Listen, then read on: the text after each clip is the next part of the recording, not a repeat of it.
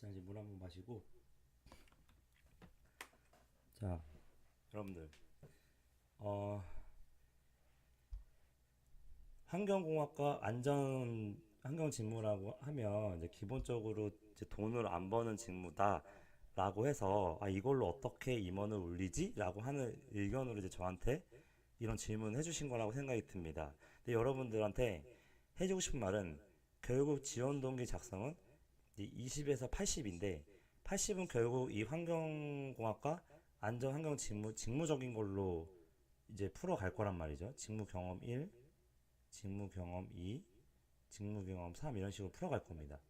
그럼 중요한 앞에 20을 어떻게 임원을 올리냐? 그럼 결국에는 여러분들이 어, 이 환경이나 환경공학 직무는 돈을 버는 직무가 아니지 않느냐? 회사의 매출과 직결되지 않지 않느냐? 라는 생각에 기결될 거거든요. 근데 여기서의 그 해답은 이겁니다. 그 회사에서 돈을 벌 때는 돈을 매출을 버는 그 실제적으로 돈 현금 흐름에 따라서 돈을 버는 게 있고 다 비현금 흐름 브랜드 가치나 이 회사가 이 공장 이 환경공학이나 이 안전 환경 직무를 잘 함으로써 얻게 되는 이익이 있다. 이 회사의 임원진들이나 경영진들이 이 환경공학과 안전환경 직무들을 필요하니까 있는 거고 필요하지 않으면 이 부서는 없는 거다. 그럼 이 부서가 없을 때를 한번 생각을 해보세요. 여러분들이 이 부서가 완전 없으면 어 오히려 이 없는 거만큼의 비용이 될 거다. 자, 안전하지 않으면 결국 거기 안에 있는 그 일하는 그 공장에서 일하는 노동자분들이 위험에 노출되어 있죠. 그런 그 노동자들은 숙련된 노동자란 말이에요. 숙련된 사람들은 장기간의 투자를 통해서 숙련된 사람들일 거란 말이죠. 근데 이런 사람들이 위험에 노출되어 있어서 다쳤어요. 최근에 그 사건도 있었잖아요. 이런 분이 다치게 되면은 결국 이 능숙하게 일을 하고 있었던 노동자의 다침으로 인해서 이 회사는 그만큼의 비용이 나가는 거다. 그래서 여러분들은 여기에 있는 임원들은 이 환경공학과 환경 직무에서 원하는 목표 KPI가 있을 거다. 그럼 결국에는 이 임원들은 이 직무에 대해서 그 사람을 뽑을 때 어, 이런 비용적인 논리로 접근하는 거예요. 이 지원자가 어떤 이 직무에서 어떤 부분을 잘 해줘야 이렇게 사람들이 안 다치고 효율적으로 뭐 이제 뭐 시스템 쪽그 환경공학과 정도면 어 그 어떻게 이제 이슈가 뭐 발생되지 않을까 이런 식의 그 접근을 해야 되는 겁니다. 그러니까 지금 제가 환경공학과 안전공학 환경직무라고 해서 두 가지로 문의 주셔서 약간 헷갈리지만 결국 이 직무도 결국에는 회사에 이익이 되는 부분과 결부시킬 수가 있는 거다. 그러면 제가 만약에 정대혁 씨라고 하면은 이 앞에 20%를 어떻게 만들 거냐면은 저라면 그럴 겁니다. 내가 지금 만약에 삼성전자의 이 안전환경부서에 들어간다. 환경공학과 관련된 안전환경부서에 들어간다. 라고 했을 때 그 삼성전자의 그 공장, 대규모 공장 안에서 안전환경 직무에 관련된 매뉴얼이 있을 거다. 안전 매뉴얼이 있을 거고요. 그리고 그래서 내가 지금 지원하려고 하는 삼성전자의 공장이 반도체 공장이 있을 수 있고 뭐 핸드폰 관련된 공장이 있을 수 있고 뭐 어떤 부품 관련된 공장도 있을 수 있다.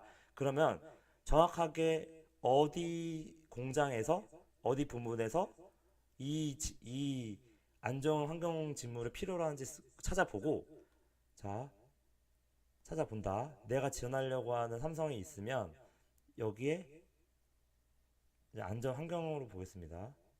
안전 환경에 대한 매뉴얼이나 현지차 찾아가 보면서 직무를 이해하면서 이제 하나씩 이해하면서 뭘 찾아내야 된다? 어? 삼성 공장에서는 안전 환경을 이렇게 해놨네? 그러면 LG랑 SK는 그러면은 또 경쟁사인 뭐 중국의 뭐 화웨이나 이런 데는 이 내가 들어가려고 하는 공장에 LG나 SK 경쟁사들의 안전 환경은 어떻게 돼 있느냐까지 고민을 해야 된다. 똑같은 공장에 똑같은 내가 부품을 뭐 예를 들면 반도체 부품이라고 해요. 반도체 부품인데 뭐 SK 하이닉스가 있겠죠. SK 하이닉스에서는 뭘 어떻게 하고 있고 뭐 중국의 반도체 회사 갑자기 기억이 안 나네요. 뭐 이런 회사들의 공장 시스템을 구글링 해봐라. 그럼 이런 거 공장에서 이런 어떤 안전 시스템을 도입하고 있고 어떤 신기술을 안전하고 있는지를 찾아보면서 뭘 해야 된다? 결국에는 이 각사의 공장 그 시스템의 안전 환경에 관련된 부분들을 어느 정도 장단점을 따져봐라. 자, 뭐 중국의 어떤 업체인지 모르겠지만 따져보게 되면은 결국 이 삼성전자가 앞으로 어떤 새로운 신기술이나 도입했다든지 아니면 다른 공장 대비 잘하고 있는 부분이 있을 거다. 어떤 분야에서 안전 환경 직무에서. 그래서 그런 부분을 찾아내서 그거를 앞에 20에 써줘야 되는 겁니다. 여러분은. 정대혁 씨가 만약에 이거에 대해 궁금하다고 하면은 이런 거를 안전 매뉴얼이나 실제 이 그 공장 현장에서 안전 환경 직무를 잘 지키기 위한 매뉴얼들을 현직자든 구글링해서 내가 어느 정도 인터뷰를 통해서 정보를 습득해내고 그러면 그 직무에서 중요한 요소를 뽑아낸다. 만약에 안전 환경을 지키기 위해서는 이런 걸 해야 된다. 안전 수칙인 이런 안전 수칙 규범 중에서 1규칙, 2규칙, 3규칙, 4규칙이 있는데 2규칙, 3규칙이 그 중에서 더 중요하고 그 중에서도 3규칙이 더 중요하다. 현직자를 만나면 알게 되는 거예요. 그 매뉴얼 안에서 3규칙이 제일 중요하네?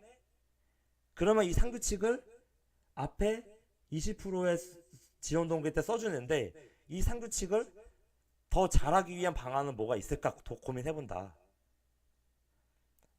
현재 이 내부에서 매뉴얼에서 3규칙이 중요하다고 생각하고 있는데 그 3규칙이 중요하다고 생각하고 있는데 이 3규칙을 더 잘할 수 있는 방안은 뭐가 없을까? 어떤 측면에서 내가 전공했던 환경공학과나 안전환경 직무 전공 관련해서 내가 전공을 이거 했으니 이 3규칙보다 더 좋은 안전수칙이 있을 텐데 그거를 내가 지원 동기에서 그 안전수칙 이 3번은 더 잘할 것은 물론이고 추가로 나는 이런 것까지 개선 방안 생각해 봤다. 그래서 나는 삼성의 어느 부품의 어느 공장에 이 지역의 어떤 안전수칙을 이렇게 지키기 위해서 지원하였습니다. 제가 왜 이걸 잘할 수 있냐면 직무 경험 1, 2, 3 이거 관련된 전공 관련 경험이든 아래 경험 2가지 정도 이상으로 설득을 하는 거다. 네. 좀 하다 보니까 말이 좀 이렇게 틀린 부분이 있을 수 있는데요. 이제 대혁 씨가 조금은 이해가 되셨나요? 제가 어떤 내용을 말한 건지?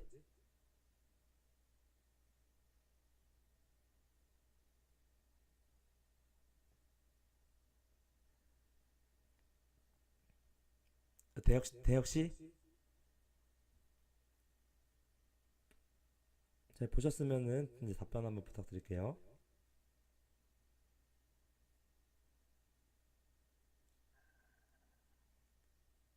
나가셨나요?